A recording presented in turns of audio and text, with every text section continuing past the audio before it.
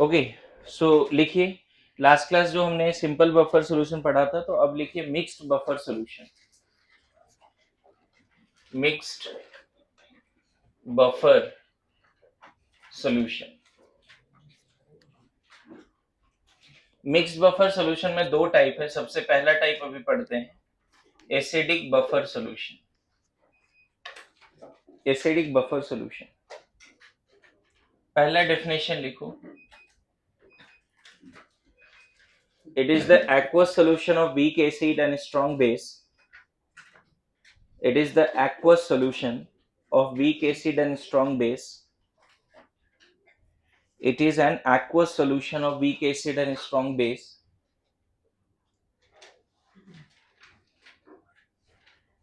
such that weak acid is excess reagent. Such that weak acid is, अभी सब लोग बोल रहा हूँ, ईच एंड एवरी वन, जो भी पढ़ा रहा हूँ मेरे साथ कंप्लीट करेगा। पीछे जो हो गया सो हो गया, है ना? आ भी रहा एग्जाम में तो कंप्लीट करो भी मेरे साथ। It is the aqueous solution of weak acid and strong base such that weak acid is excess reagent, है ना? तो इस डेफिनेशन के हिसाब से मान लो, अगर आपने वाटर में HCN डाल दिया और NaOH डाल दिया, तो ये बफर कब होगा? वीक एसिड तो डाल दिया, क्या डेफिनेशन बोला है? स्ट्रॉन्ग बेस भी डाल दिया, लेकिन क्या बोला है डेफिनेशन? वीक एसिड एक्सेस में होना चाहिए। तो बताओ, एसिड बेस रिएक्शन करके सॉल्ट प्लस वाटर बनाएगा, तो OH माइनस H प्लस से रिएक्ट करके वाटर बना देगा, Na प्लस साइनाइड के साथ हो लेगा, NaCN plus water. T equal to 0 पे अगर ये 2 है, ये 1 ले सकते हो तुम। मतलब आपको वीक बेस एक्सेस में लेना है बस। एक्सेस में मतलब ऐसा नहीं कि इसको आप एक्सेस रिएजेंट लेना है, एक्सेस में नहीं लेना। मतलब इसको 1 लिया तो इसको 5000, ऐसा नहीं, बस इससे ज्यादा 2 3 4 ऐसे ले सकते हो, 1.5 भी ले सकते हो। एक्सेस में नहीं लेना है, एक्सेस रिएजेंट होना चाहिए। एक्सेस रिएजेंट का क्या मतलब होता है? जो थोड़ा बहुत बच जाए, यही होता है ना। Even after completion of reaction थोड़ा बच जाता है वो। तो T इक्वल टू थोड़े समय के बाद T इक्वल टू इन्फिनिटी पे 1 या 0 दिख रहा है, बैलेंस इक्वेशन है, ये 1 बन जाएगा। पानी जो भी थोड़ा बहुत बना हुआ, तो पानी पहले से है बहुत सारा, उसी में मिल गया, तो वाटर के बारे में ज्यादा नहीं सोचना है। तो बताओ, फर्स्ट डेफिनेशन के हिसाब से अब सॉल्यूशन में सेकंड डेफिनेशन देखें तो क्या बचा है? तुम एसिड बेस तो डाल रहे हो, लेकिन बचा क्या है सॉल्यूशन में? बचा क्या है? Weak acid and salt of same weak acid with strong base. यहां बचा क्या है अभी पानी में? वीक एसिड बचा है और NaCN, वाटर जो बना वाटर में मिल गया, उसके बारे में ज्यादा नहीं सोचना है, चलेगा? सो सेकंड डेफिनेशन क्या लिख सकते हैं? It is the aqueous solution of weak acid and salt of same weak acid with strong base. Normal salt of same weak acid with strong base. लिखो ऐसे, ये लिख लेना पहले, फिर ये लिखना। पहला डेफिनेशन के बाद पहले ये बात लिखो, है ना? कभी कभी इतना सिंपल आएगा क्वेश्चन कि 4 ऑप्शन में पूछा जाएगा कौन एसिडिक बफर है, तो डेफिनेशन याद रहेगा तो ऐसे टिक कर दोगे बिना सॉल्विंग का, है ना? अभी भी हो सकता है कि पहला दूसरा क्वेश्चन ही ऐसे दिखे अभी संडे वाले टेस्ट में। अभी मैं एडिट करूंगा उसको जाके थोड़ा, तो पहला दूसरा ही ऐसा दिखने वाला है कि पूछ देंगे एसिडिक बफर कौन सा है। तो पहला डेफिनेशन से बन जाने। क्लियर है? दूसरा डेफिनेशन क्या है बोल दूं, अगर लिख लिया हो तो? नहीं? लिखो लिखो, जल्दी लिखो।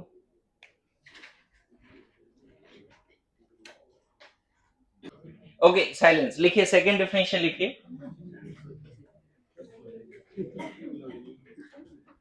सोच समझ के बोलना, जो रिकॉर्ड होगा ना, तो आवाज तुम्हारी भी वॉइस जो है डब हो जाएगी इंग्लिश में। टुपिशी ऐसे चलेगा। फिर देख लेना, फिर तू देख लेना। ओके, लिखो। It is the aqueous solution of weak acid and salt of same weak acid. It is the aqueous solution of weak acid and salt of same normal salt of same weak acid. It is the aqueous solution of weak acid and normal salt of same weak acid with strong base normal salt of same weak acid with strong base, acidic buffer solution होता है, ठीक है। Weak acid और क्या चाहिए, normal salt of same weak acid with strong base, ये भी कैसा होता है, एसिडिक बफर सोल्यूशन होता है। Good to go. यहाँ पे बस एक चीज ध्यान रखना, ये दोनों कंपेरेबल बचना चाहिए। जैसे रिएक्शन खत्म हो गया ना, तो ऐसा ना हो कि वीक एसिड जो है 1 मोल बचा है और उसका सॉल्ट जो है 0.00001 मोल है, ऐसा नहीं चलेगा। 110 तक चल सकता है, ये 1 तो ये 10, ये 10 तो ये 1, ऐसा चल सकता है। समझ गए क्या बोल रहा हूं, बोलो, मेरी बात आ रही है समझ में? तो सेकंड डेफिनेशन सबको समझ में आया। अब मुझे बताओ, यहाँ पे सेकंड डेफिनेशन के हिसाब से HCN तो टाइम लेगा इक्विलिब्रियम में आने में, HCN तो टाइम लेगा ना। और मान लो इक्विलिब्रियम में आ भी गया तो HCN हार्डली 100 में से 5-7 ब्रेक होगा, बाकी इसी फॉर्म में रहेगा। मैं बताऊं, अगर इसके 100 और इसके 100 हैं सॉल्यूशन में, प्लीज प्लीज फोकस हियर, इसके 100 हैं और इसके 100 हैं इनिशियली, जस्ट आफ्टर न्यूट्रलाइजेशन ना, ये एक्सेस में था, न्यूट्रलाइज हो गया, एक्सेस रिएजेंट था, न्यूट्रलाइज हो गया, न्यूट्रलाइज होने के बाद ये तुम्हारा 100 मॉलिक्यूल बचा है और ये इसके भी फॉर्मूला यूनिट 100 है। पता है जब ये डिसोसिएट होगा, पता है इन दोनों में कॉमन आयन इफेक्ट लगने वाला, तो इसकी डिसोसिएशन सप्रेस हो जाएगी, क्योंकि HCN डिसोसिएट होना तो चाहता है लेकिन पहले से साइनाइड आया है, तो इसकी डिसोसिएशन 100 में से 4-5 मॉलिक्यूल हार्डली डिसोसिएट होगा, ऐसा समझते हैं। लेकिन व्हाट अबाउट NaCN, क्या वो 100 है तो 100 के 100 डिसोसिएट होंगे? NaCN, अरे बता दो यार, NaCN ये वाला ना बहुत कम चांस है कि आगे जाएगा, राइट? बोलो, अगर ये 100 है तो ये पहले से NaCN क्या हो गया, 100% डिसोसिएट हो गया। अरे यस नो, अगर इसके 100 है ना तो विद इन नो टाइम ये 100 और ये 100 हो जाएंगे। बोलो, सॉल्ट जो है, salts are strong electrolyte, their ionization is 100%, yes no. Neutralize हुआ जो सॉल्ट बना, वो सॉल्ट इसी फॉर्म में घूम रहा होगा, ब्लू डॉट के फॉर्म में नहीं, सॉल्ट पूरा डिसोसिएट हो जाएगा।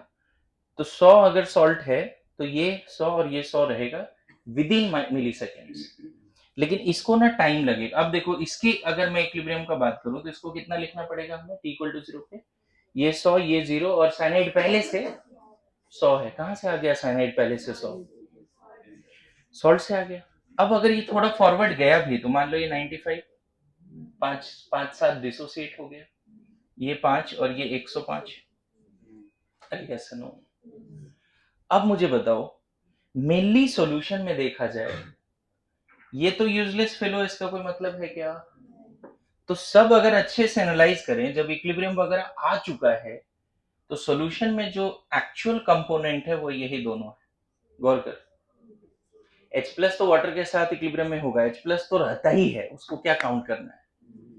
मेन कंपोनेंट अभी क्या है, HCN 95 के आसपास बचा है और साइनाइड 105 के आसपास बचा है, यस नो। फाइनल इक्विलिब्रियम पे, जैसे विशाल अभी बोल रहा था कि अगर वीक एसिड वीक बेस का सॉल्ट डालेंगे तो पहले हाइड्रोलिसिस वगैरह हो जाएगा, अभी बोला ना उसने, और हाइड्रोलिसिस के बाद अमोनियम आयन और साइनाइड ठीक ठाक बचेगा, और उसके बाद थोड़ा बहुत H प्लस और H माइनस डालेंगे तो जो ठीक ठाक अमोनियम आयन है ना, और ठीक ठाक साइनाइड आयन है, वो एडिशनल जो small amount of H plus और H माइनस डाला उससे रिएक्ट कर जाएगा। अरे यस नो, बोलिए। तो मेनली अब थर्ड डेफिनेशन देखो क्या होने वाला है, सब लोग ध्यान दे दे, आ रहा है एग्जाम में 5 क्वेश्चन भी आ सकता है, ध्यान दे इधर, फोकस। थर्ड डेफिनेशन क्या होगा, it is the aqueous solution of weak acid and their conjugate base, simple, in comparable amount. Third definition क्या, it is the aqueous solution of weak acid and, ध्यान रखना इसी के एनालिसिस से कॉन्जुगेट बेस नहीं आया है, वो पहले से डाला है, पहले से है ना, देखो ना, weak acid and their conjugate base in comparable amount, क्योंकि यहाँ पे नो डाउट H प्लस भी है और Na प्लस भी है, Na प्लस तो यूजलेस है, आप जानते हो, कोई मतलब नहीं उसका, निठल्ला बताया था। स्ट्रॉन्ग एसिड या स्ट्रॉन्ग बेस का जो कंजुगेट पार्ट होता है कैटायन एनायन, पढ़ा रहता है, बस हाइड्रेशन हो, हाइड्रोलिसिस। तो थर्ड डेफिनेशन क्या रख लिया एसिडिक बफर सॉल्यूशन का, aqueous solution of weak acid and their conjugate base in comparable amount. एक अगर 10 है तो इसको तुम ना बिलियंस में नहीं ले सकते, ऐसा है। 1 मोल तो 10 मोल चलेगा, 110 चलता है, लेकिन लार्ज दोनों में लार्ज गैप नहीं होना चाहिए। एक लार्ज एक्सेस होना चाहिए, दूसरा कम होना चाहिए, ऐसा नहीं। बफर एक्शन बहुत अच्छा हो जाएगा अगर दोनों इक्वल है। मतलब फाइनल इक्विलिब्रियम पे अगर ये ए है और ये ए है ना, तो उसकी बफर कैपेसिटी मैक्सिमम होती है। मतलब वो पीएच को रेजिस्ट नहीं करता ज्यादा, सॉरी मैक्सिमम रेजिस्ट करता है, ज्यादा नहीं करता है, मैक्सिमम करता है। मेरी बात समझ रहे हो? बोलो। तो लिख लो third definition, it is the aqueous solution of weak acid. ऐसे लिखना जैसे एक्सप्लेन किया है कि जो इन दोनों के रिएक्शन से सॉल्यूशन में तुरंत क्या आया, just after mixing acid and base, acid बचा और सॉल्ट आ गया। फिर वो सॉल्ट आयोनाइज होगा पूरा, एसिड भी आयोनाइज होना चाहेगा। अब देखो यही चीज कल पूछूंगा तो वरद आता नहीं है आंसर, फिर इस अंदाज में सुन के आंसर आए, है ना। weak acid and their conjugate base, it is the aqueous solution of weak acid and their conjugate base in comparable amount।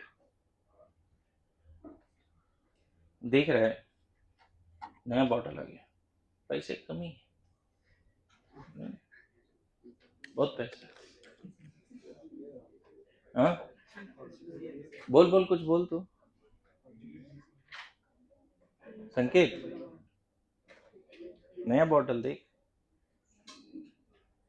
कुछ तो बोल। है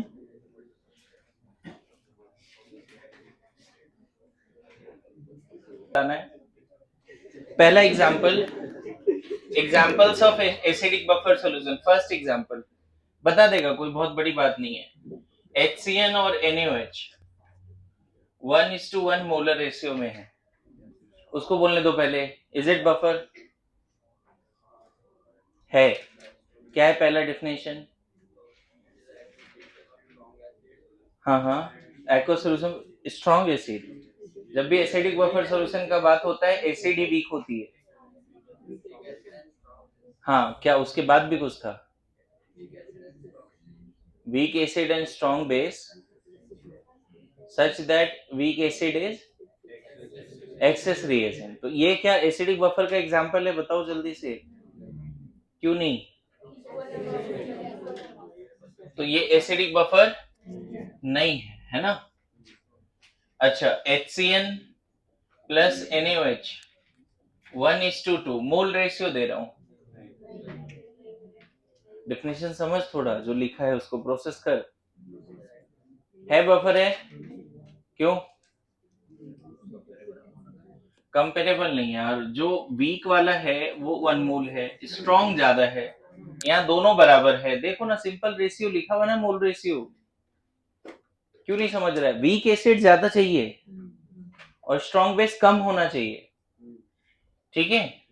जैसे इसी में अगर HCN और NaOH होता 2:1, तब ये बफर हो जाता। यही एग्जांपल यहाँ दिया है, देखो ना, 2 मोल HCN लिया, 1 मोल NaOH लिया।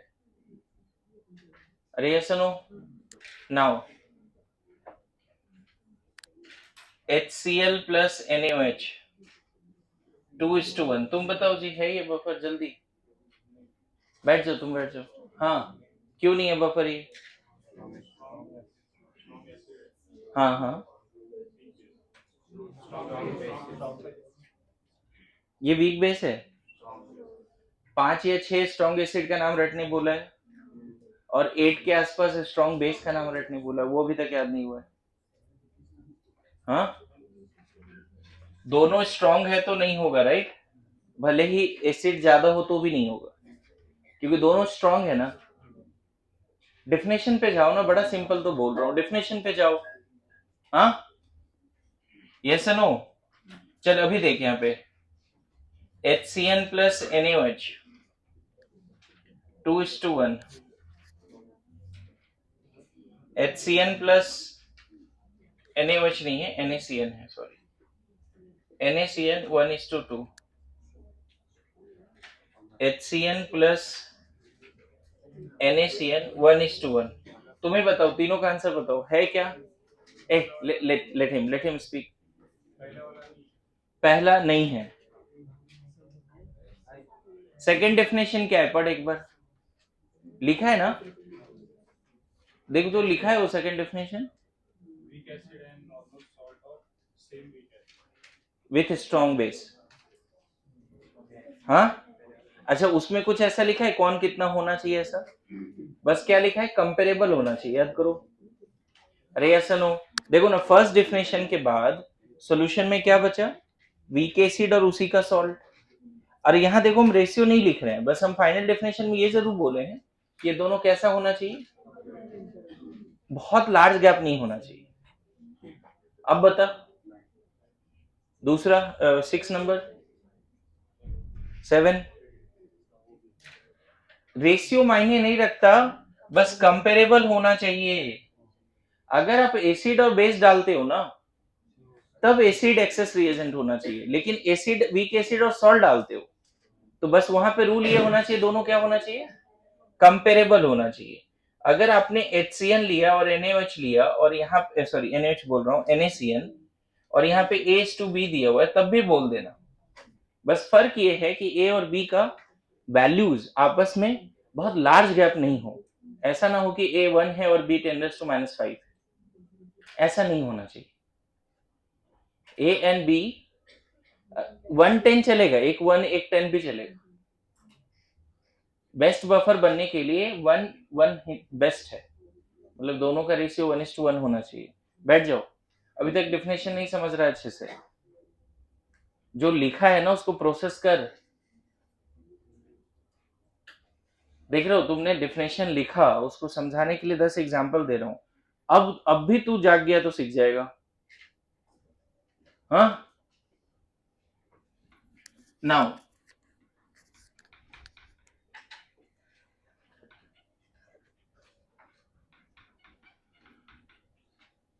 नेक्स्ट देखो, फॉर्मिक एसिड एंड मान लो KOH है, 2:1 होगा। फॉर्मिक एसिड हो जाएगा, राइट? एसिटिक एसिड और BaOH2 है, 2:1। अब देखो ध्यान देना, यहाँ पे ये नहीं होगा। क्यों नहीं होगा मैं बताऊं, इसका 2 मोल, इसका 1 मोल। 2 मोल इसका लिया ना, तुम्हें लग रहा है ये ज्यादा है, लेकिन तुमने बेस जो है, अगर इसको बैलेंस करोगे तो यहाँ 2 आएगा। क्या बनेगा ये पता है? प्लस वाटर 2 मोल, यहाँ 2 से मल्टीप्लाई करना पड़ेगा बैलेंस करने के लिए। बेरियम डाइएसिटेट बनेगा, जैसे सोडियम एसिटेट बनता है उसे तो बेरियम डाइएसिटेट है ना। इस केस में दिख रहा है कि इसका 2 इसका 1 अगर लिया है तो दोनों 0 हो जाएगा। बोलो, दोनों 0 हो जाएगा ना जी। न्यूट्रलाइजेशन में इसका 2 मोल एक्सेस नहीं है, क्योंकि इसका 2 मोल इसका 1 मोल से रिएक्ट कर रहा है। गलती नहीं करना, तुम देखना कि मतलब एनी हाउ रिएक्शन के बाद क्या बचे। रिएक्शन हो जाए तो क्या बच जाए? वीक बेस, वीक एसिड बच जाना चाहिए।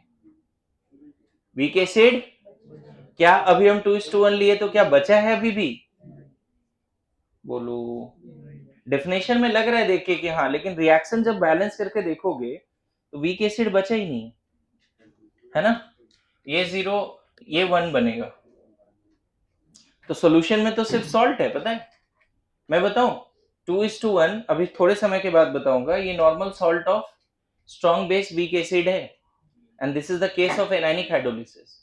ये बफर नहीं है बच्चे, not acidic buffer solution, rather than ये एनाइनिक हाइड्रोलिसिस का केस है। किसका केस है ये? How come anionic hydrolysis? How come? ये सॉल्ट देखो, एसिड बचा, बेस बचा नहीं, क्या बचा? सिर्फ सॉल्ट। और ये सॉल्ट में कौन सा पार्ट रिएक्टिव है? एसिटेट आयन या barium ion? Acetate ion, anionic hydrolysis. This is not buffer. मतलब ऐसे ब्लाइंडली मत बोलो, थोड़ा समझो रिएक्शन करके। फाइनल ये देखो रिएक्शन वगैरह करा दो और देखो वीक बचना चाहिए वीक एसिड, और उसी वीक एसिड का सॉल्ट भी होना चाहिए with strong base. Any how week acid and उसी का सॉल्ट होना चाहिए विद स्ट्रॉन्ग बेस। बोलो स्वानंद, आ रहा है समझ में? फर्स्ट गो में देख के लगता है कि ये है, बट नहीं है। ओके, देखो देखो देखो इसको। ये है ऑक्जेलिक एसिड, वीक एसिड होता है ये ऑक्जेलिक एसिड है, वीक एसिड होता है। एंड BaOH या NaOH ही ले लेता हूं, चलो NaOH 1:2।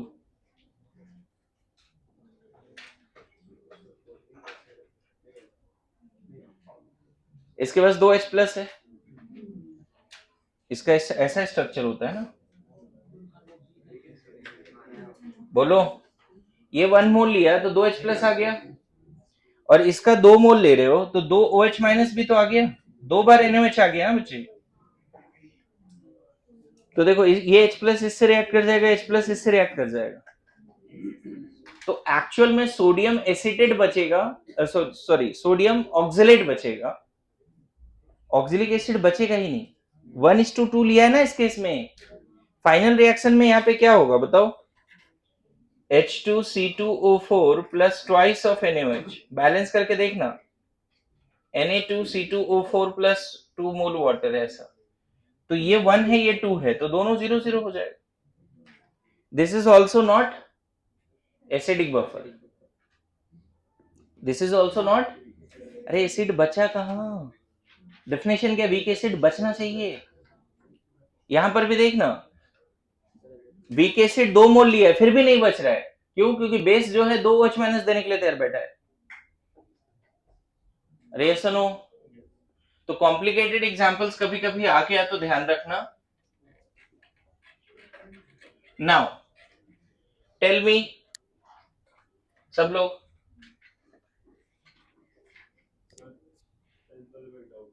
हाँ हाँ हाँ, अरे जैसे सॉल्ट बना, सॉल्ट तो 100% टूट जाता है पानी में। मतलब एक तरह से तुम्हें लग रहा है कि तुमने एसिड बेस डाला है, लेकिन फाइनली तो सॉल्ट है सोल्यूशन, और सॉल्ट 100% डिसोल्व हो डिसोसिएट हो जाता है। तो डिसोसिएट होगा तो बेरियम तो एसिड पड़ा रहेगा, लेकिन एसिटेट आयन वीक एसिड से आया है ना, एसिटेट आयन, तो उसका एनानिक हाइड्रोलिसिस होगा। दिक्कत क्या है उसमें? मतलब उसके हाइड्रोलिसिस से एसिडिक एसिड भी बनाओ। देखो मैं फिर बोल रहा हूं, अगर सॉल्ट है, सिर्फ सॉल्ट है तो बफर नहीं है। सिर्फ सॉल्ट है तो एक ही केस में बफर है जो कल पढ़ा था, वीक एसिड वीक बेस, सिर्फ वही वाला सॉल्ट बफर है। बाकी अगर स्ट्रॉन्ग एसिड स्ट्रॉन्ग बेस का सॉल्ट है, कुछ नहीं, न्यूट्रल होता है। एक वीक एक स्ट्रॉन्ग है और सॉल्ट है, सॉल्ट में बफर कब होता है? जब सिर्फ क्या हो वहां पे, वीक एसिड वीक बेस का normal salt. Acidic buffer solution, देखो नाम है एसिडिक बफर सोल्यूशन, इसका मतलब वहां वीक एसिड चाहिए ही चाहिए, और उसी वीक एसिड का कॉन्जुगेट बेस भी चाहिए, उसी का कॉन्जुगेट बेस। एक ही H प्लस का डिफरेंस भी चाहिए, 2-3 H प्लस का डिफरेंस नहीं, सेम वीक एसिड। तो एनी हाउ तुम ये ढूंढो, जो भी एग्जांपल है, क्या फाइनली जो भी कांड होना है हो जाएगा, रिएक्शन वगैरह, फाइनली फाइनल इक्विलिब्रियम पे क्या वहां वीक एसिड और उसका कॉन्जुगेट बेस बचेगा, ये सोचना है। वीक एसिड वीक बेस का ऑलवेज ही बफर होगा, क्योंकि जो पीएच और इलेक्ट्रोलाइट कंसंट्रेशन पे डिपेंड नहीं करता।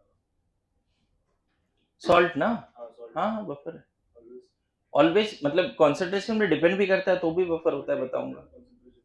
नहीं करता है बिल्कुल, पीके माइनस पीके भी होता है ना पीएच पर। ये कल एक क्वेश्चन भी था कि कौन सा सॉल्ट है जिसका हाइड्रोलिसिस कांस्टेंट उस सॉल्ट के कॉन्सेंट्रेशन पर डिपेंड नहीं करता। तो आपने देखा था KH का फॉर्मूला आया था KW/K/Kb, तो सिर्फ यही नहीं, मतलब पीएच नहीं, KH भी इंडिपेंडेंट ऑफ कॉन्सेंट्रेशन है। नहीं नहीं, एक्सप्रेशन एक्सप्रेशन बात कर रहा हूँ, एक्सप्रेशन में कॉन्सेंट्रेशन टर्म नहीं है। KH के एक्सप्रेशन में सिर्फ वहां पे H आया था, H/1 - H का स्क्वायर, याद है, सॉल्व करके आया था। ओके नाउ नेक्स्ट, सो अब इसका आंसर बताओ।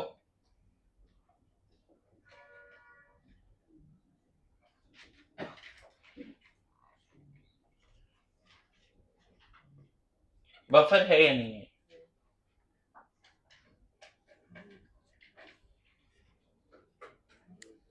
HCl प्लस KCN और HCl 1 मोल है, KCN 2 mole. Is it buffer?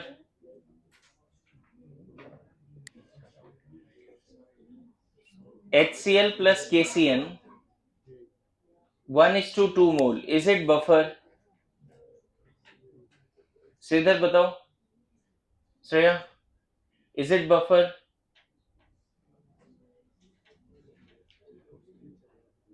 Anshika, is it buffer solution?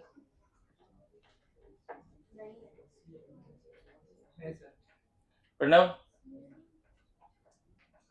मैंने अभी डेफिनेशन क्लियर किया, आपको क्या सोचना है कि फाइनली जो कांड होना है हो जाए, लेकिन सॉल्यूशन में क्या बचना चाहिए? वीक एसिड और उसी का कॉन्जुगेट बेस, ये कोशिश करना है। देखो, इसको कोई टाइम नहीं लगता है 100% डिसोसिएट होने में, लगेगा क्या? अगर ये 1 मोल है तो ये 1 हो जाएगा। इसको भी टाइम नहीं लगना है क्योंकि सॉल्ट है, K plus and CN minus. ये 2 मोल है तो ये 2 और ये 2 हो जाएगा। हमें नहीं लगता कि हमें इन दोनों के बारे में सोचना चाहिए। Cl माइनस और K प्लस के बारे में सोचना ही नहीं चाहिए, उसको हटा दो, नेग्लेक्ट कर दो, इग्नोर कर दो, नो वैल्यू करो उसका, चलेगा। मेनली अब सॉल्यूशन में जस्ट आफ्टर मिक्सिंग पानी में क्या है, 1 मोल रेडीमेड H प्लस है जो HCl से आया है, और 2 मोल रेडीमेड साइनाइड है जो KCN से आया है।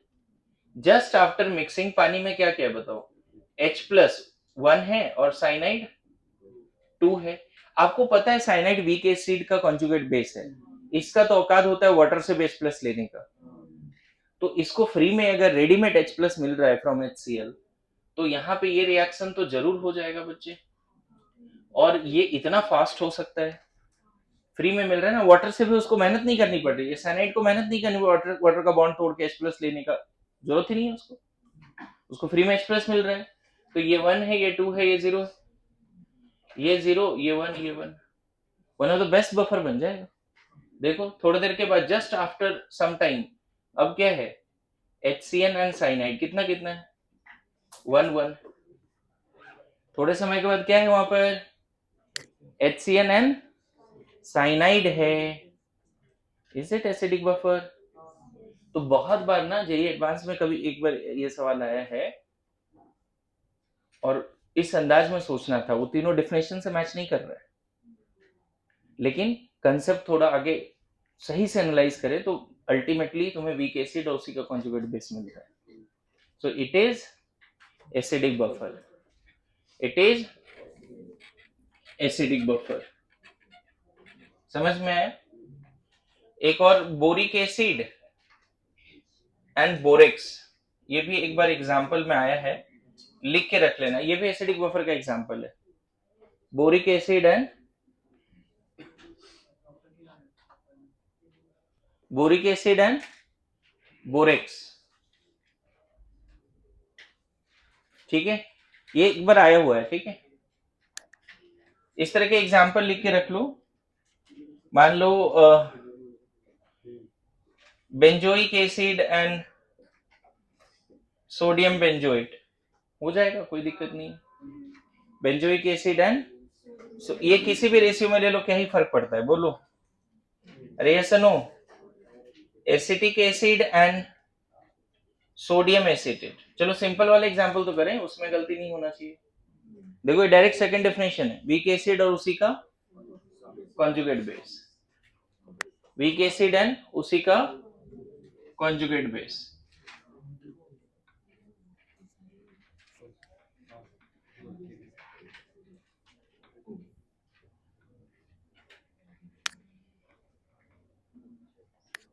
ठीक है, यहां देखना, एक अच्छा एग्जांपल दे रहा हूं, sodium bicarbonate and sodium carbonate.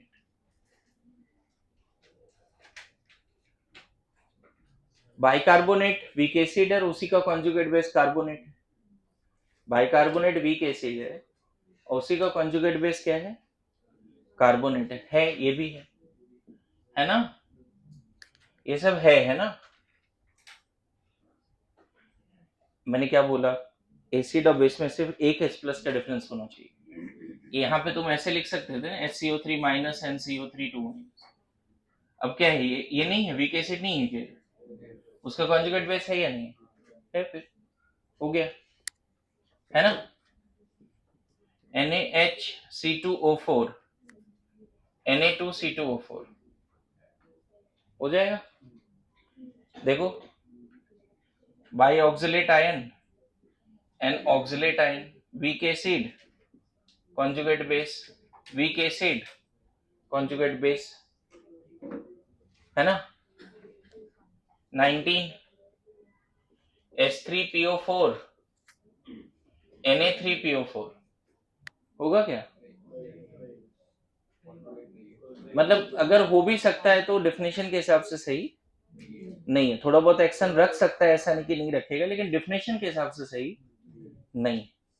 अगर इससे ज्यादा सुटेबल ऑप्शन रहेगा तो इसको इग्नोर कर देना है।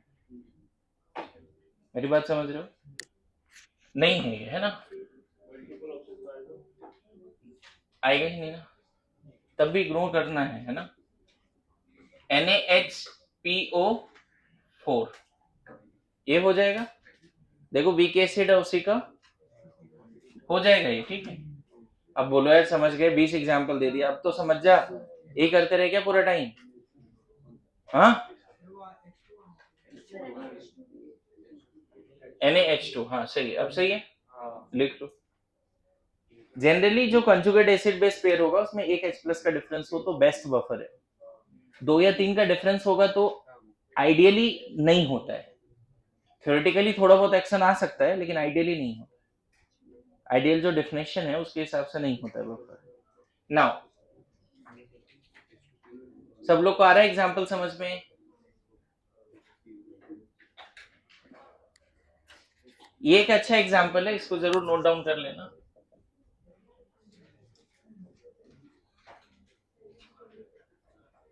ठीक है, आगे बढ़े।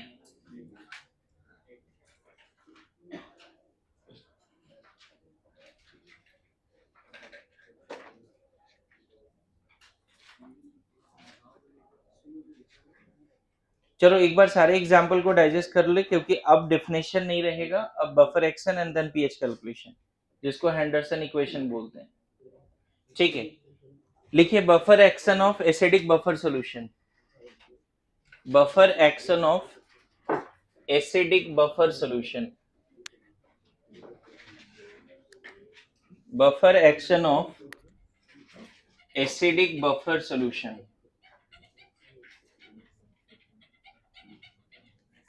Buffer action of acidic buffer solution.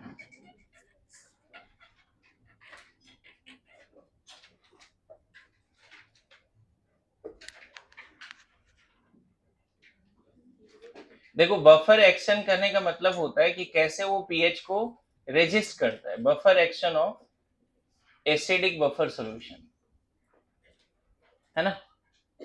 तो आपने क्या देखा, एसिडिक बफर सॉल्यूशन का पहला डेफिनेशन क्या था बताओ, week acid and strong base डाला था, जैसे HCN और NaOH, यही ना। लेकिन कौन एक्सेस में था, ये क्या था, एक्सेस रिएजेंट था, याद करो। तो इसके बाद सॉल्यूशन में क्या बचा था, वीक एसिड और NaCN बचा था, बोलो अरे यस नो। मान लेते हैं ये A मोल ये B मोल बचा है, वॉल्यूम ऑफ सॉल्यूशन V मान लेते हैं, वॉल्यूम V। थोड़े समय के बाद तीसरा डेफिनेशन हम बोले कि ये 100% डिसोसिएट हो जाता है, तो NaCN और साइनाइड, मेनली सॉल्यूशन में क्या क्या है, NaCN एंड साइनाइड।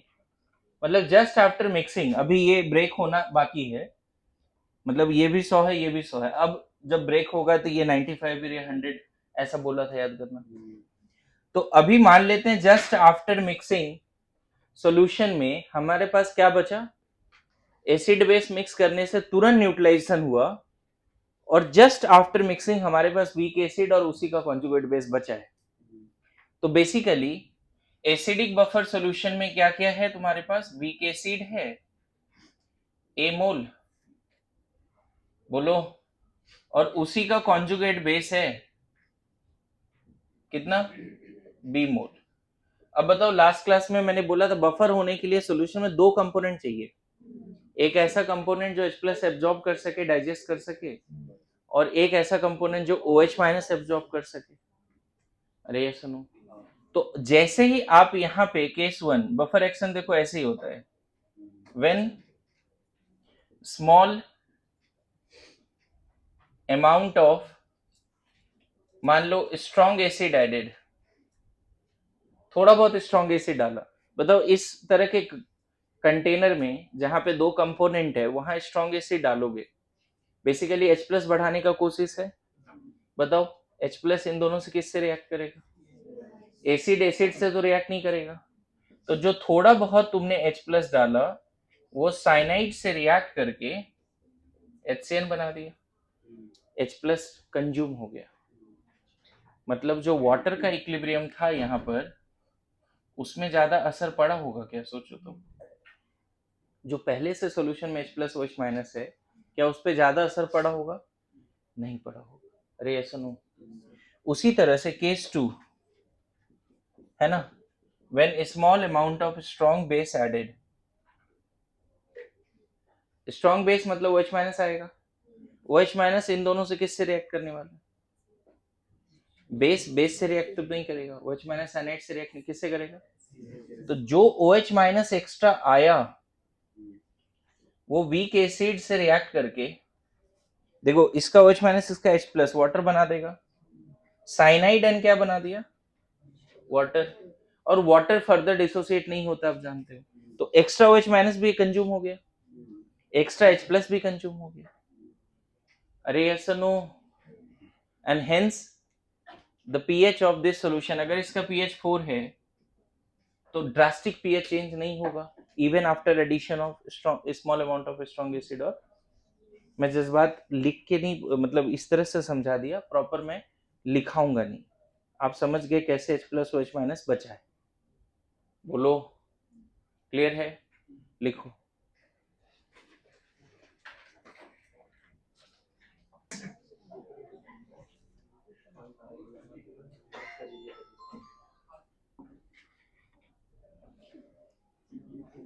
लिखिए pH calculation of acidic buffer solution, pH calculation of acidic buffer solution, pH calculation of acidic buffer solution, bracket में हेंडरसन इक्वेशन लिख लेना, हेंडरसन इक्वेशन,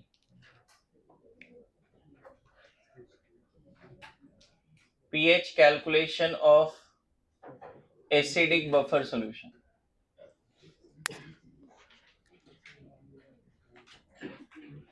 हेंडरसन इक्वेशन। देखिए आपको डेफिनेशन पता है एसिडिक बफर सॉल्यूशन का, पहला डेफिनेशन फिर से भी बता रहा हूं, आपने सेम सॉल्यूशन में वीक एसिड और स्ट्रॉन्ग बेस डाला, right, weak acid suppose HCN डाला और ये एक्सेस रिएजेंट है एंड ये NaOH डाल दिया मान लो, थोड़ी देर के बाद मैं ऐसा समझता हूं कि अभी इक्विलिब्रियम पे आया नहीं है, जस्ट आफ्टर मिक्सिंग ही बातें चल रही है, जस्ट आफ्टर मिक्सिंग। अब यहाँ क्या है, HCN and sodium cyanide, suppose इसके A मोल है और इसके B मोल है, ऐसा देखो बार बार वही डेफिनेशन चल रहा है। थर्ड डेफिनेशन तुमने क्या देखा कि Na प्लस तो यूजलेस है, तो साइनाइड A मोल है, सॉरी HCN A मोल है और साइनाइड B मोल है। मुझे बताओ जस्ट आफ्टर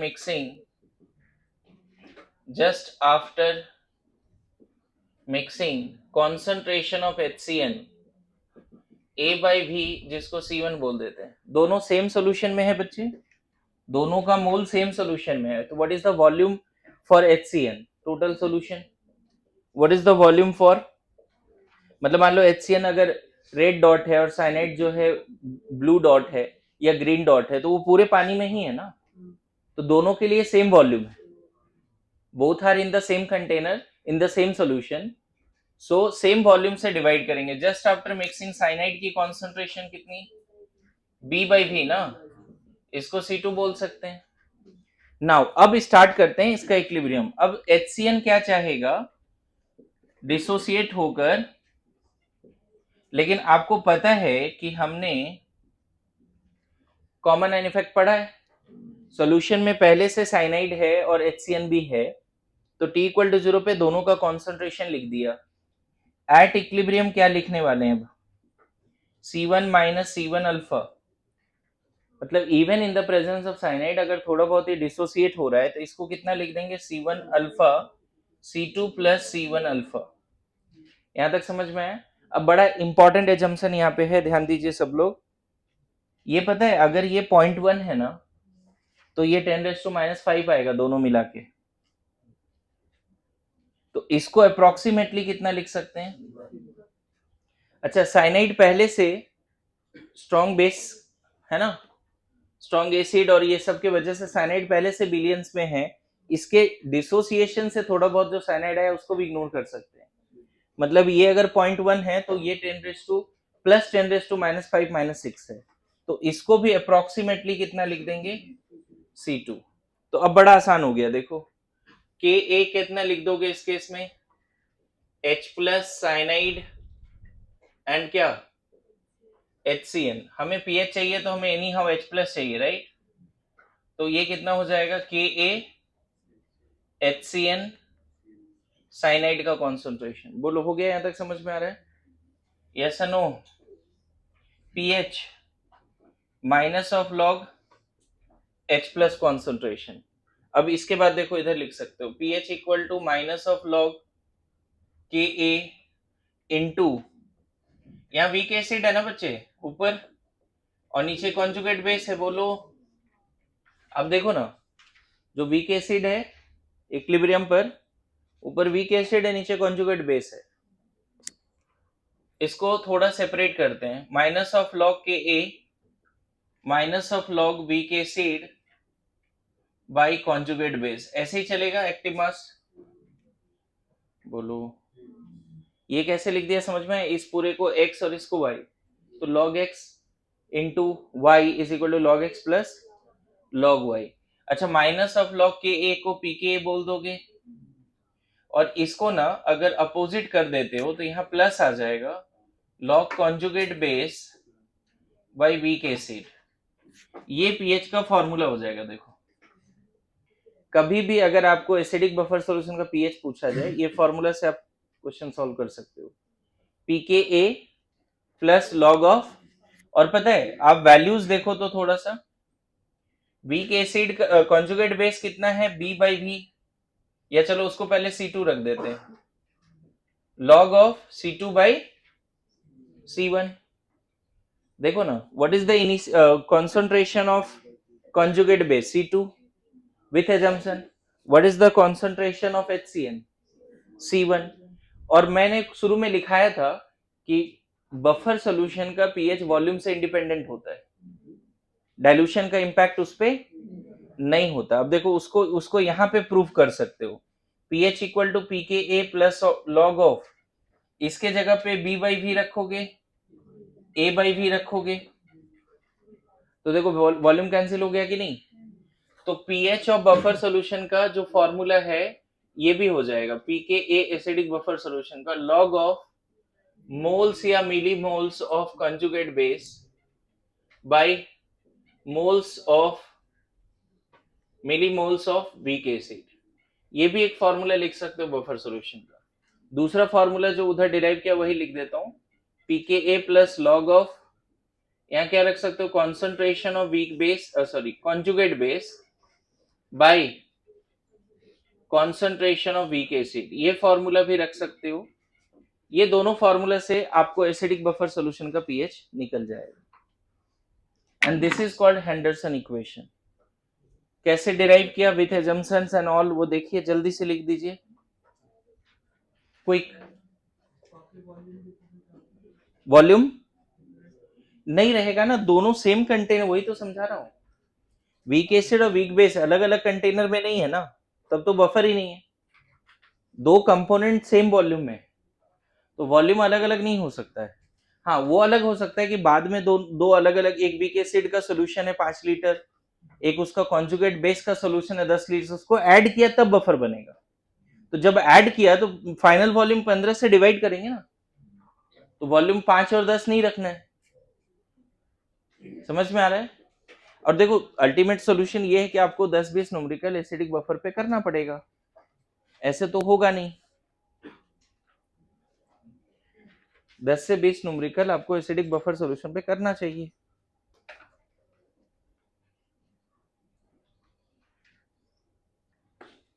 यहीं पे अगर पीएच रेंज पूछेगा ना एसिडिक बफर सॉल्यूशन का, pH range of acidic buffer solution, एक बार देख लो लिखने से पहले। होता क्या है, एसिडिक बफर सॉल्यूशन तब अच्छा काम करता है जब, यहाँ इधर ध्यान दीजिए, जब ये दोनों इक्वल हो, मतलब इसकी resistance towards change in pH even after addition of strong acid and strong base will be maximum, मतलब pH ज्यादा बदलेगा ही नहीं अगर ये दोनों 1-1 है, मतलब सेम है। और अगर सेम है, अगर ये दोनों सेम है तो pH कितना आ जाएगा, pH इक्वल टू pK जब हो गया ना, तो मान के चलो मैक्सिमम रेजिस्टेंस है ना towards change in pH, maximum resistance. कभी आपसे पूछ दे, मान लो ऐसा क्वेश्चन पूछ दिया कि एक ऐसा बफर सॉल्यूशन बनाना है HCN का, ध्यान से देखना, बड़ा सिंपल क्वेश्चन हो सकता है नीट के लिए। एक ऐसा HCN का बफर सॉल्यूशन बनाना है जिसकी बफर कैपेसिटी मैक्सिमम हो, then what is the pH, और ब्रैकेट में क्वेश्चन में HCN का के वैल्यू दिया रहेगा 10⁻⁵। तो तुम्हें वो बफर सॉल्यूशन बोलेगा एक एसिडिक बफर सॉल्यूशन बनाइए जिसकी पीएच में रेजिस्टेंस मैक्सिमम हो, मतलब पीएच चेंज ना हो ज्यादा, बफर कैपेसिटी मैक्सिमम हो। ये वाला केस ऐसा है जिसमें बफर कैपेसिटी, अभी एक टॉपिक में लिखा दूंगा इसको क्या होता है बफर कैपेसिटी, बफर कैपेसिटी यहाँ पे मैक्सिमम होता है। तो डायरेक्टली अगर कोई बोल देना कि एक ऐसा बफर सॉल्यूशन बनाइए जिसकी बफर कैपेसिटी मैक्सिमम हो, एसिडिक बफर सॉल्यूशन, और उस केस में उसका पीएच बताइए, तो तुरंत पीके लिख के आ जाओ। अगर HCN का के वैल्यू 10⁻⁵ दिया हो तो आंसर हो जाएगा पीएच 5। लेकिन बफर अच्छा माना जाता है, मतलब बेस्ट तो माना जाता है जब दोनों बराबर हो, और मैथमेटिकल डेरिवेशन से ये निकल के आया है दोनों बराबर है तो बेस्ट है। लेकिन अगर एक 10 और एक 1 है, या 1:10 या 10:1 है, तो भी बफर एक्शन सही काम करता है। मतलब आप यहाँ पे ये वैल्यू को 1/10 भी रख सकते हो तो भी अच्छा खासा बफर एक्शन दिखेगा, या 10/1 भी रख सकते हो। तो जो पीएच रेंज होता है एसिडिक बफर का, वो pKa ±1 होता है। PH range of acidic buffer, मैंने क्या बोला, एक एक थोड़ा सा और एक लार्ज एक्सेस में नहीं ले सकते, उस केस में बफर एक्शन अच्छा काम नहीं करेगा। आप चाहो तो यहां जज्बात लिख सकते हो कि बफर सोल्यूशन आइडियल तब होता है जब दोनों बराबर हो, और बफर सोल्यूशन ठीक ठाक होता है, मतलब काम करता है, पीएच में रेजिस्टेंस शो करता है, जब रेशियो 1:10 या 10:1 हो। किसका? वीक एसिड और कॉन्जुगेट बेस का। तो अगर आपने रेशियो ये 1 ये 10 ले लिया तो log 1/10 -1 आएगा, और ये 10 और ये 1 ले लिया तो log 10 +1 आता है। तो what is the pH range of acidic buffer solution? pKa ±1, याद रख सकते हैं। अगर आपने वीक एसिड मान लो 1 लिया और इसको 10⁻⁵ ले रहे हो, 6 ले रहे हो, that is not actually buffer, not a good buffer at all. उसमें थोड़ा बहुत H+ डालोगे, अच्छा खासा पीएच में चेंज दिखेगा। दोनों रहना चाहिए वहां, तब तो वो ट्रैप करेगा ना। बफर एक्शन के बारे में सोचो थोड़ा, दोनों ठीक ठाक अमाउंट में है तब तो वो ट्रैप करेगा जो एडिशनल H+ और OH- डाला है। अरे यस नो, अरे यस नो, समझ गया? अब मैं जब बोल रहा हूं तो मुझे दिमाग में ऐसा लगता है ठीक ठाक अमाउंट, वो क्या कन्वर्ट करेगा अंग्रेजी में, ठीक ठाक अमाउंट क्या करेगा? हाँ, कर लेगा वो, उसका काम है।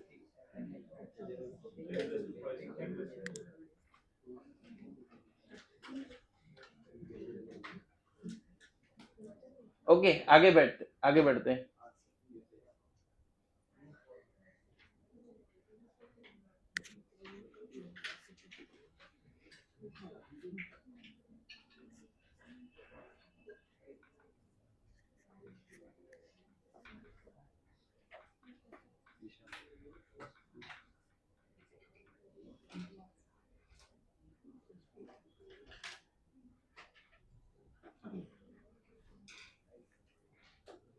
लिखिए बेसिक बफर सॉल्यूशन। चलो फिर से पहला डेफिनेशन, अब थोड़ा फास्ट लिख देता हूं मैं। बेसिक बफर्स में आपको क्या रखना है? First definition weak base strong acid से अमोनियम हाइड्रोक्साइड ले लिया एंड HCl ले लिया, इसको एक्सेस रिएजेंट लेना है। So it is the aqueous solution of weak base and strong acid such that weak base is access reagent. एकदम देखो डेफिनेशन एक जैसा चलेगा। जो वीक एसिड स्ट्रॉन्ग बेस में चल रहा था एसिडिक बफर में, उसका अपोजिट है aqueous solution of weak acid and weak base and strong acid such that weak base is excess reagent। अब बताओ, अगर अमोनियम हाइड्रोक्साइड 2 मोल ले लिया, HCl 1 मोल ले लिया, ये 2 ये 1, तो अमोनियम क्लोराइड प्लस वाटर बनेगा, ये 1 ये 0 ये 1। तो थोड़े समय के बाद वाटर में वीक बेस बच जाएगा क्योंकि एक्सेस रिएजेंट था, और अमोनियम क्लोराइड भी रहेगा। तो second definition, it is the aqueous solution of weak base and salt of same weak base with strong acid. ये तो मैच करेगा। एसिडिक याद हो गया तो बेसिक रटना आसान है आपके लिए। Second definition, aqueous solution of क्या लिख दिया? Week base and salt of same weak base with strong acid, and salt of same weak base with strong acid, salt of same weak base with strong acid। It is the aqueous solution of weak base and what? Salt of same weak base with, यहाँ पे comparable amount लिख लेना, यहाँ पे access और ये नहीं, दोनों में से कोई भी थोड़ा ज्यादा हो सकता है। सेकेंड वाले डेफिनेशन में क्या है? Comparable amount. फर्स्ट वाले में वीक बेस तो ज्यादा चाहिए थोड़ा, है ना। एंड अगर तुम थर्ड डेफिनेशन में आ जाओ, ये डिसोसिएट होने में टाइम लगेगा, लेकिन इसको डिसोसिएट करने में टाइम लगना नहीं है। अमोनियम क्लोराइड सॉल्ट है, 100% डिसोसिएट हो जाएगा, एंड क्लोराइड तो यूजलेस फेलो है, क्लोराइड का उतना मतलब नहीं है। तो तुम बोल सकते हो कि it is the aqueous solution of weak base and their conjugate acid. It is the aqueous solution of weak base and their conjugate acid। It is the aqueous solution of weak base and their conjugate acid।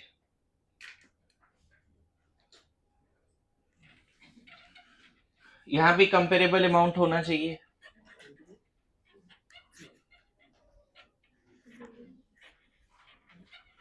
It is aqueous solution of weak base and their conjugate acid।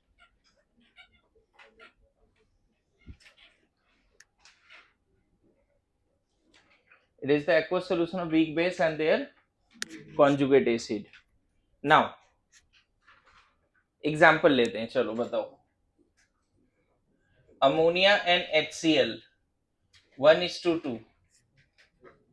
Ammonia weak base है, ammonia लो या ammonium hydroxide same बात।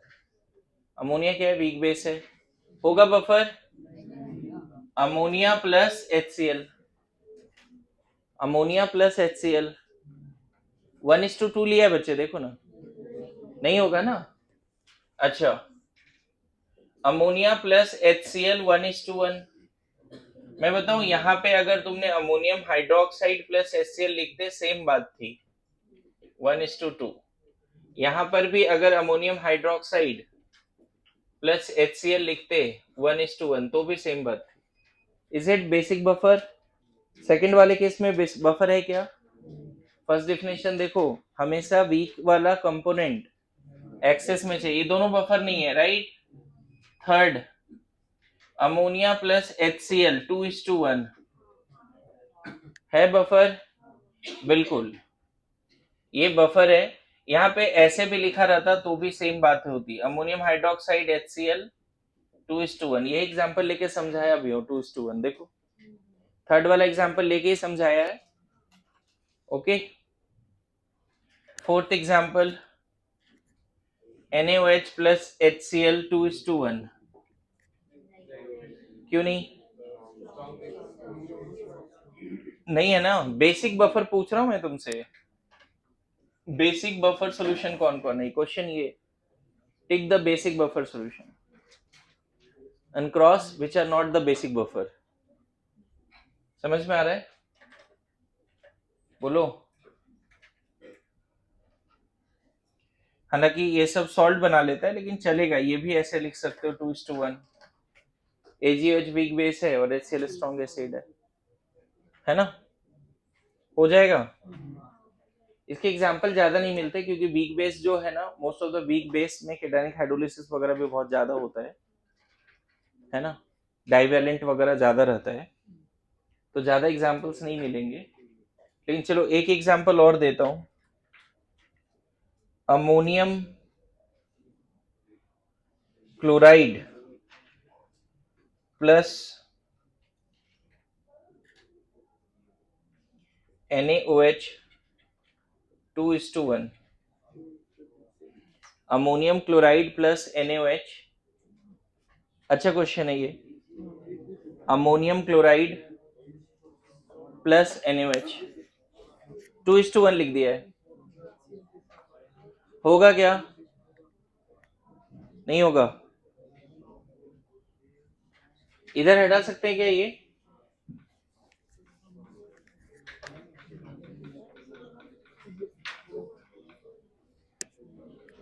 देखो ये अच्छा question है बच्चे, बताइए फिर से, ammonium chloride plus NaOH, is it basic buffer solution? है ना, is it basic buffer solution, question ये है। अमोनियम क्लोराइड एंड NaOH 2:1 मोल में ऐड कर दिया, अमोनियम क्लोराइड एंड NaOH 2:1 मोल में ऐड कर दिया, is it basic buffer solution? तो देखो, इसको विद इन नो टाइम ये ब्रेक हो जाएगा अमोनियम एंड क्लोराइड में, ये 2 और ये 2 बन जाएगा, अरे ऐसा no, within no time ये भी ब्रेक हो जाएगा 1:1 में। अब बात होता है कि ये जो बीच में पड़ा हुआ है वो तो यूजलेस है, ये तो कुछ नहीं करता, आप जानते हो। अब बताओ, अमोनियम आयन का टेंडेंसी वाटर से भी OH माइनस लेने का था, yes no, ammonium ion can take OH minus from water, क्योंकि वीक बेस का कॉन्जुगेट एसिड है, इसको रेडीमेड OH माइनस मिल रहा है फ्रॉम स्ट्रॉन्ग बेस। तो अमोनियम आयन और जो OH माइनस आयन है बच्चे, ये 2 ये 1, तुरंत बन जाएगा क्या, अमोनियम हाइड्रोक्साइड, ये 1 ये 0 ये 1। तो बताओ सॉल्यूशन में फाइनली क्या बचा, देखो तो सही से, वीक बेस, वीक बेस है, वीक बेस कॉन्जुगेट एसिड, आ रहा है समझ में? तो ये अच्छा क्वेश्चन है। अमोनियम क्लोराइड और NaOH, तुम्हें देखो डेफिनेशन में मैच नहीं करता, डेफिनेशन क्या बोला था, वीक बेस और उसका कॉन्जुगेट एसिड चाहिए, यहाँ दिख रहा है, डायरेक्टली दिख रहा है क्या वीक बेस? नहीं, हमें तो स्ट्रॉन्ग बेस दिख रहा है, डायरेक्टली वीक बेस दिख ही नहीं रहा है, हमें स्ट्रॉन्ग बेस दिख रहा है और salt of weak base with strong acid दिख रहा है, रिएक्शन हो। तो डेफिनेशन जो 3 लिखा है उसमें मैच नहीं करता, फिर भी अगर सही से एनालाइज करो, so this is basic buffer, good to go, बढ़िया। चलो इसमें ज्यादा एग्जांपल नहीं रखते, डेफिनेशन याद रखो। नाउ लिखो buffer action of basic buffer solution, जल्दी जल्दी टॉपिक कंप्लीट करना है मेरे को। Buffer action of basic buffer solution, buffer action of basic buffer solution.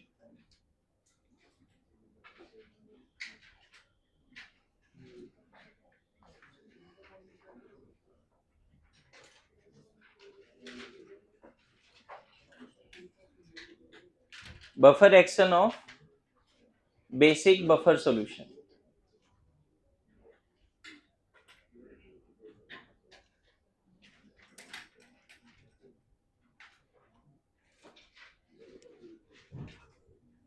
Done. ये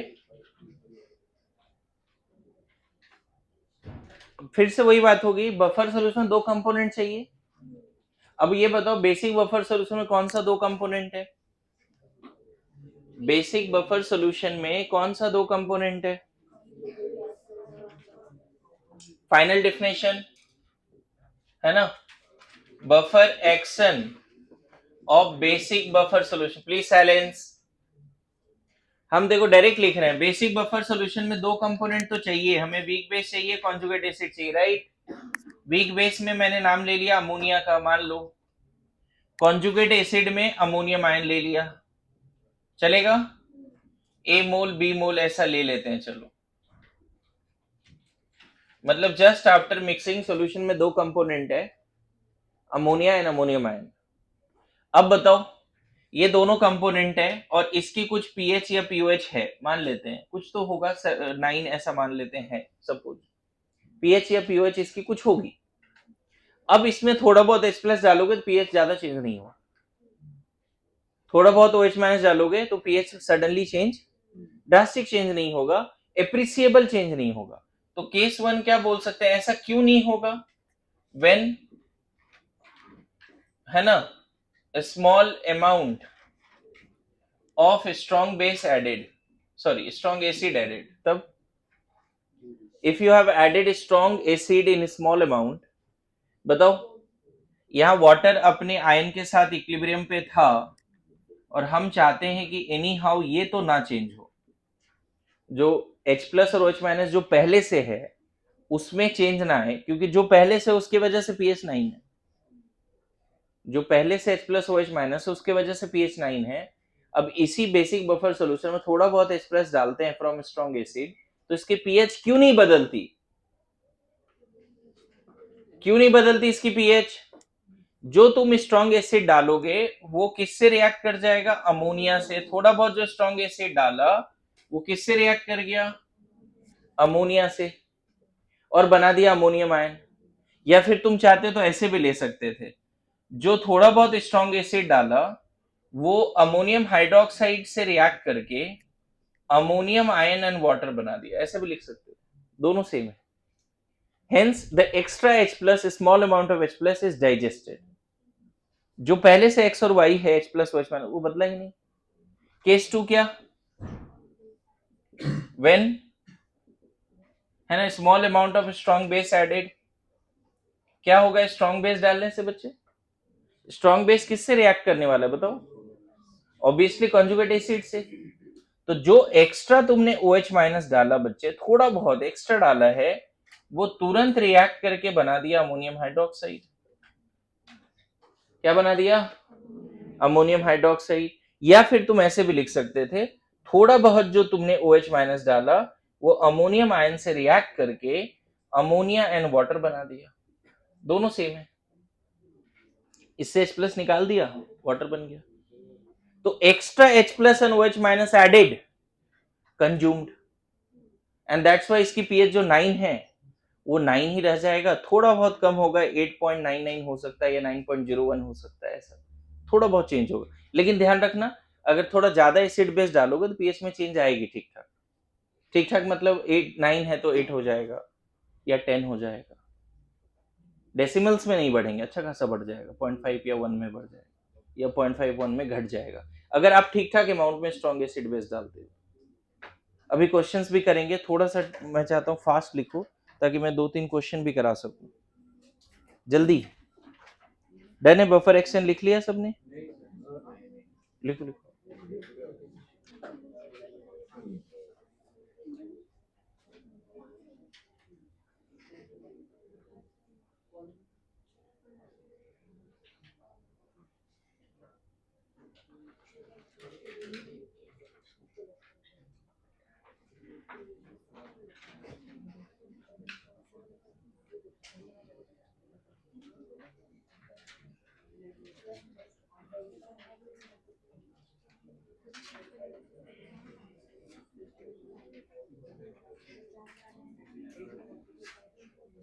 संकेत,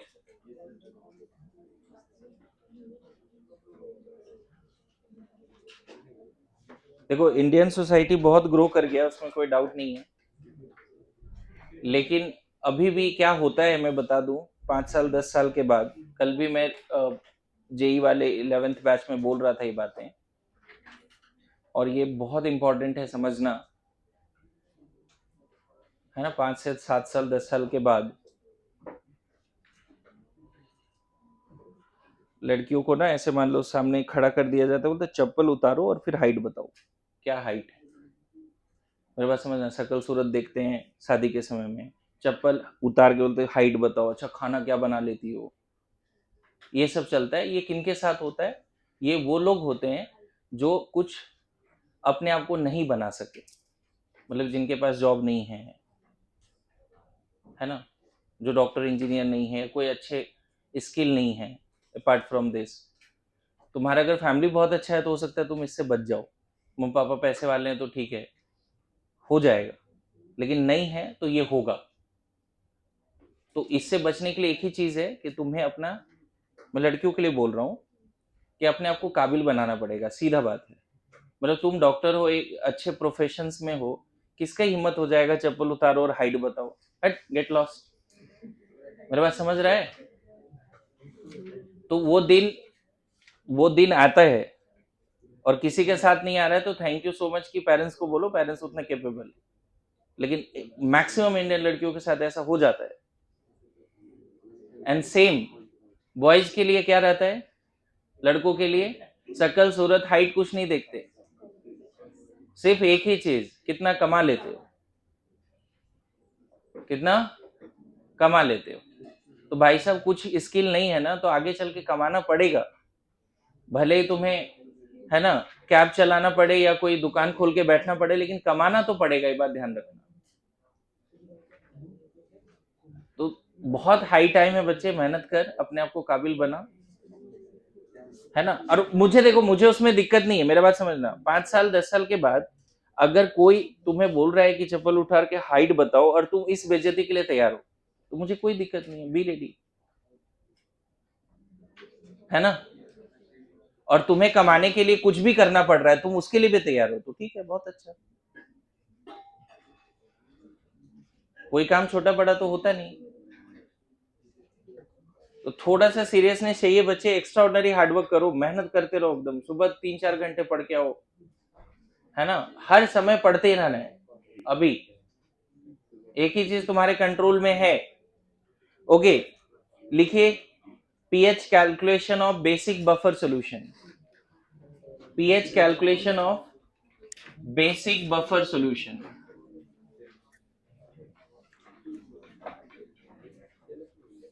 pH calculation of basic buffer solution. ठीक है, इसको नेक्स्ट क्लास में कराऊंगा, चलो।